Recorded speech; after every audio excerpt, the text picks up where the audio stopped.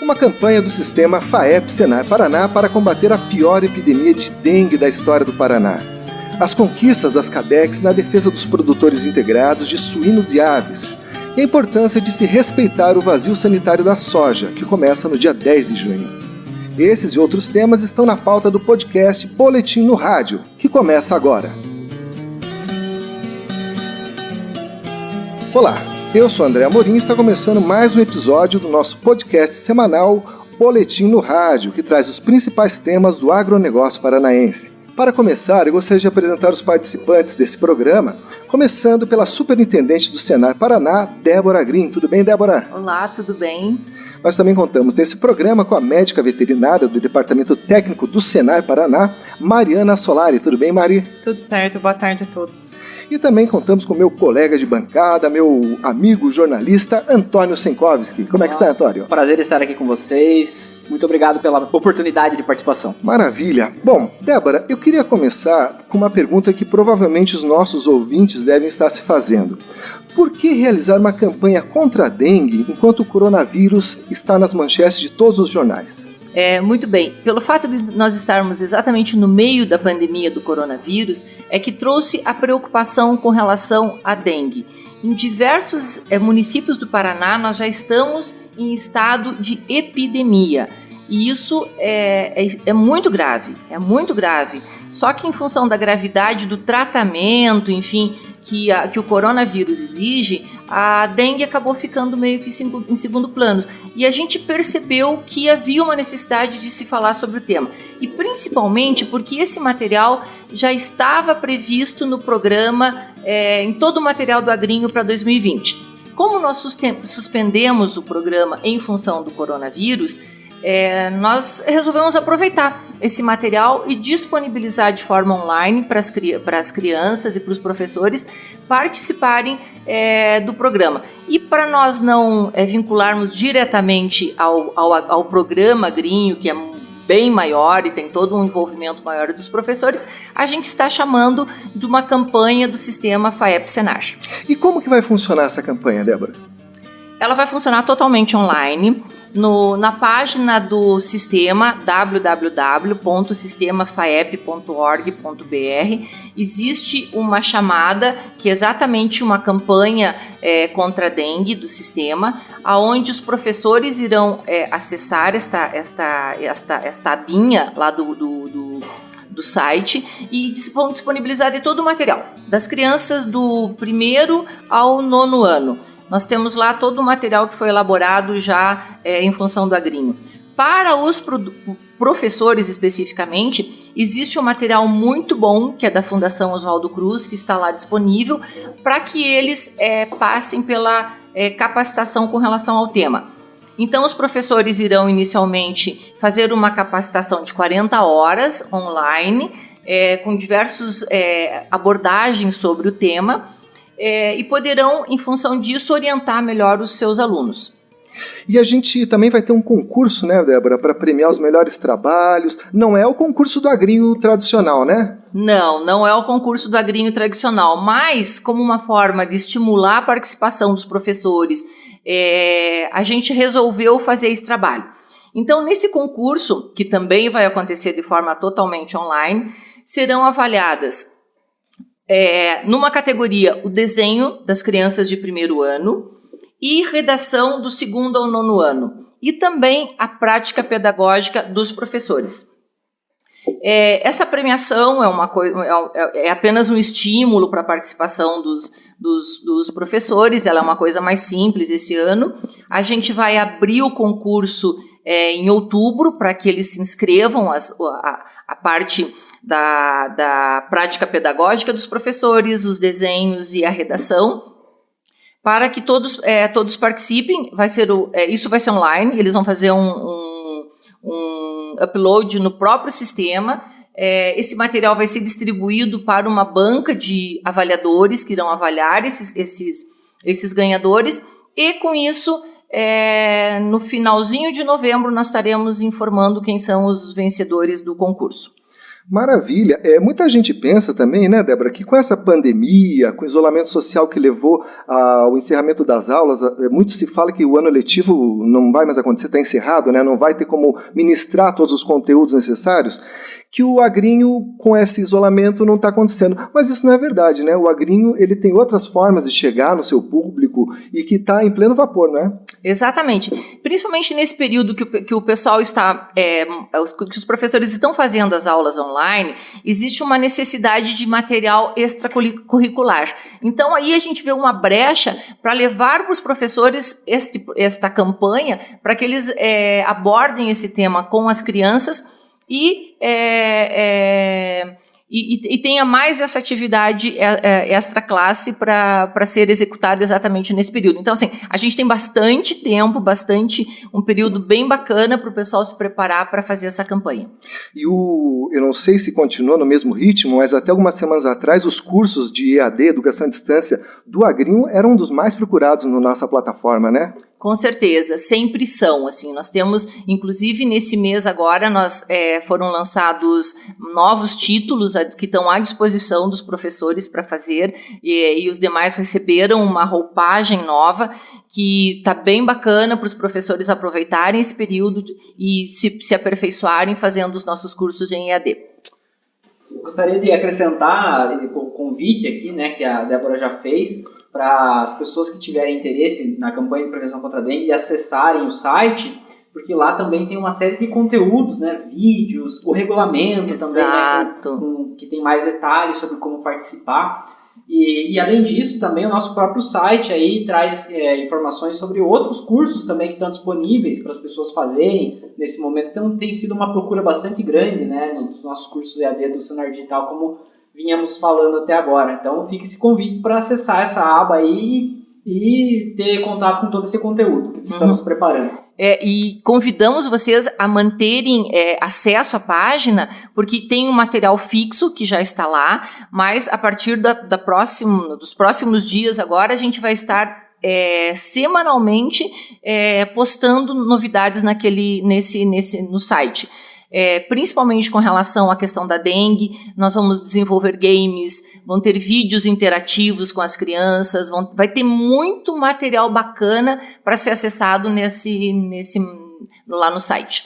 Então, você, meu querido ouvinte, você que está com o pessoal em casa, em isolamento, é uma oportunidade aí, de repente, de você se aprimorar e melhorar os seus conhecimentos com esses cursos que são totalmente gratuitos, né? Maravilha, gente. Saindo um pouco da temática da educação, indo para a representatividade política, nas últimas semanas, os produtores de aves da região de Cianorte e os produtores de suínos lá de Carambeí, nos Campos Gerais, conseguiram negociar com as empresas integradoras e conseguiram reajustes aos preços recebidos. Essas foram duas vitórias que só foram possíveis por conta da atuação das CADECs, que são as Comissões de Acompanhamento, Desenvolvimento e Conciliação na Integração. Para saber mais sobre como essas câmaras estão funcionando e estão auxiliando os produtores aí no estado, eu queria falar com a Mariana Solari. Mariana, como é que foram esses dois casos aí, esse de Cianorte e esse outro de Carambeí, onde os produtores conseguiram uma vitória, pode-se assim dizer?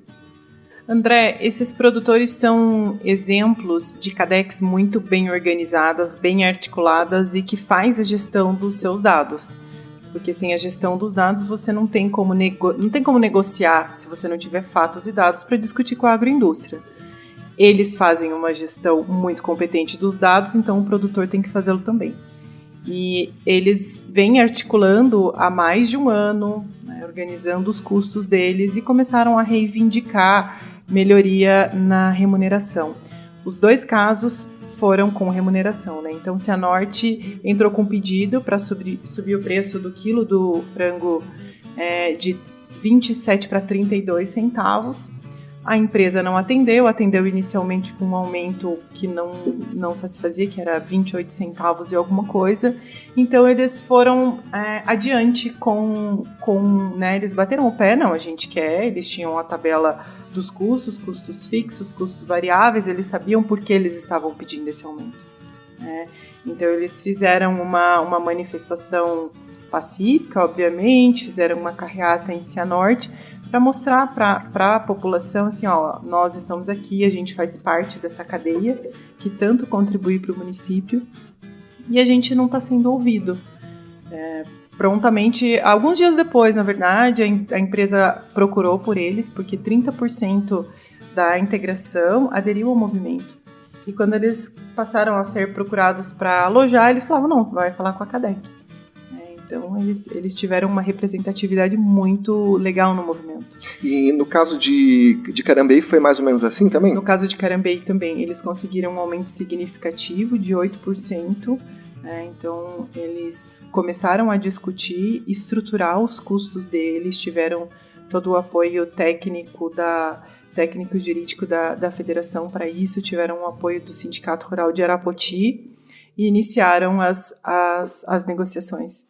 E tiveram êxito também. E Mariana, conta para mim, esses dois casos, eles são o retrato das outras CADECs no estado ou ainda falta a gente avançar mais para que ocorram mais vitórias como essas? Infelizmente, a gente tem casos recentes de situações onde não estão sendo cumpridos os contratos, situações onde não estão sendo cumpridas as coisas estabelecidas em CADEC, registrado em ata de CADEC. O que é registrado em ata de CADEC funciona como um adendo contratual, né? Uhum. E recentemente, ontem, por exemplo, nós emitimos um parecer técnico para uma CADEC que a agroindústria começou a fazer um desconto, né? Desconto não necessariamente indevido, mas ele tem que ser discutido em CADEC. Não estava no contrato. Exatamente. Então, não é o 8 ou 80, descontar ou não descontar. Quais são os critérios? Como vai ser a investigação, né? Como que nós vamos evidenciar que aquilo é de responsabilidade do produtor para ser descontado? Como que isso vai ser documentado? Como que vai chegar para o produtor entender foi descontado, tanto baseado neste dado?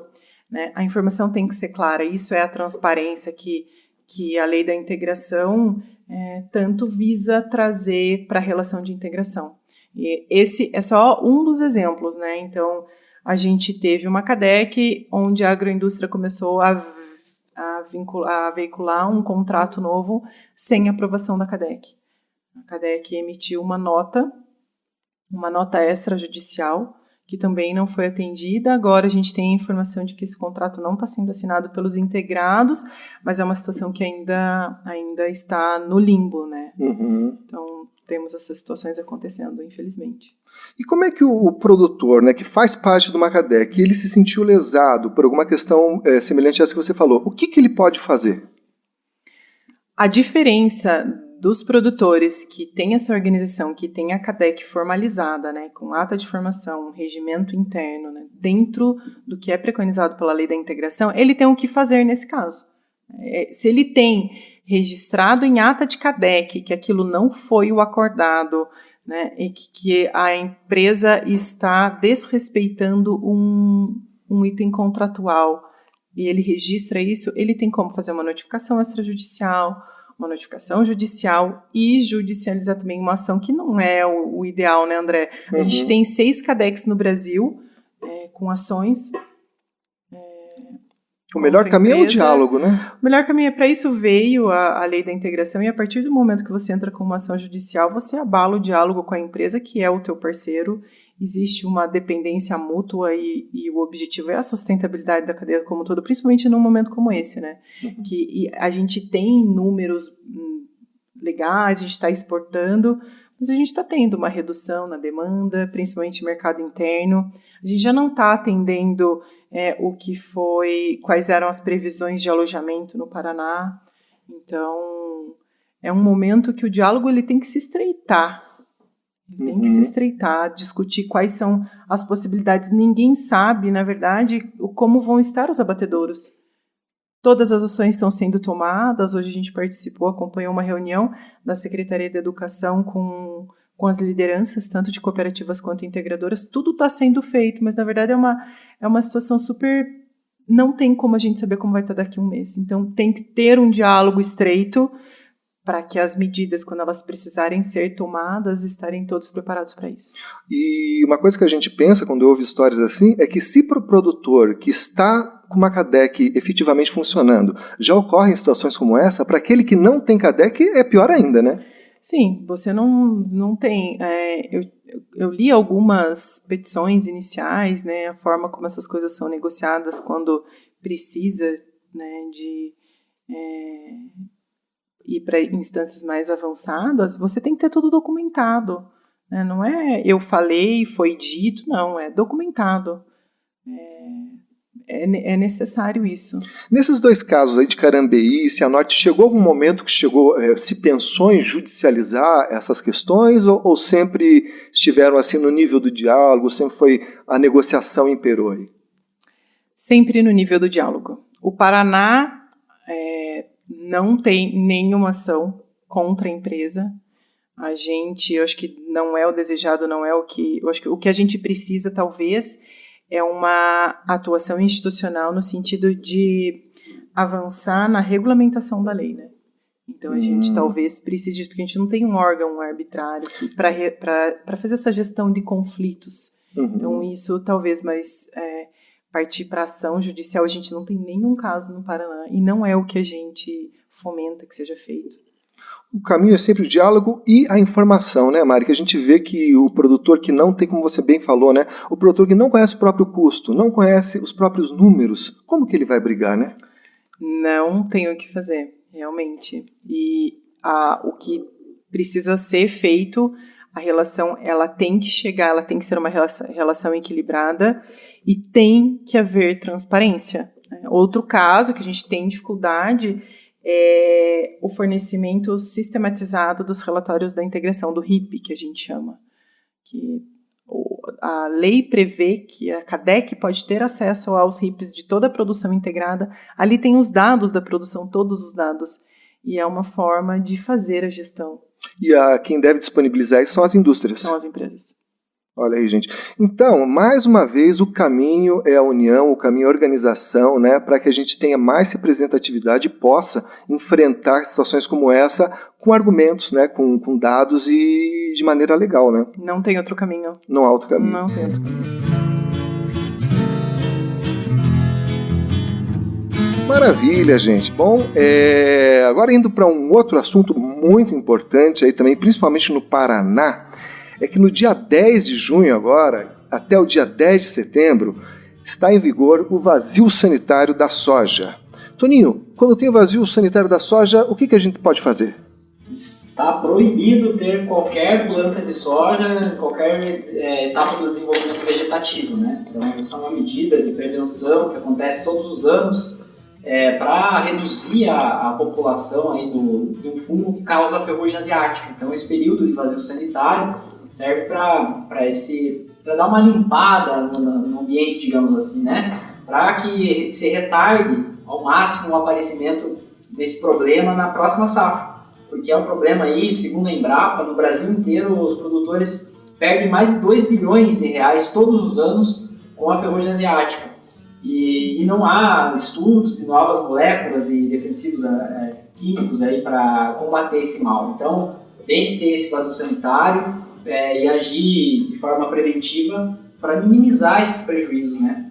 E até o pessoal, às vezes, fica chateado de ter que fazer esse vazio, mas um alerta, gente, na última safra agora de verão, 19 e 20, o Paraná foi o estado que mais registrou ocorrências da doença, foram 71 casos. No ano passado foram 58. E olha que foi um ano seco, hein? Foi um ano com estiagem, onde as condições assim não são ideais para o fungo se proliferar. Então, olho vivo, gente, e respeito à legislação, porque essa doença não é brincadeira. É isso mesmo, e apesar de ter tido esse aumento, esse ano a gente ainda teve a safra recorde, não pode ser que alguém pense, não, esse problema não é tão grave, porque a gente teve uma safra recorde, mas o potencial de danos, né, a gente vê pelas perdas que acontecem todos os anos, é muito grande, né? E depois que espalhou, muitas vezes a perda pode ser até total numa lavoura, né? Porque é um problema realmente muito grave e que não tem uma medida assim totalmente efetiva, né? Existem formas de você fazer o manejo correto, com produtos adequados, mas é um problema difícil mesmo. Gente. Bom, nós vamos ficando por aqui com esse episódio. Queria agradecer a participação aí dos nossos convidados. Voltem sempre, é sempre uma alegria, um privilégio contar com vocês aqui. Se você quer ouvir outros episódios do nosso podcast, você pode acessar as nossas redes sociais. O Sistema FAEP Senai Paraná está no YouTube, no Spotify e no Facebook. Enfim, você encontra no nosso site os caminhos para acessar todas essas redes, além de encontrar também o nosso aplicativo, que a gente tem um aplicativo para celular, e nele você pode encontrar notícias, pode encontrar previsão do tempo, cotações das commodities e também os episódios desse podcast. Então, acesse o nosso site www.sistemafaep.org.br. Lá você encontra todos os caminhos para nossas mídias. É isso, minha gente. Muito obrigado e até a semana que vem.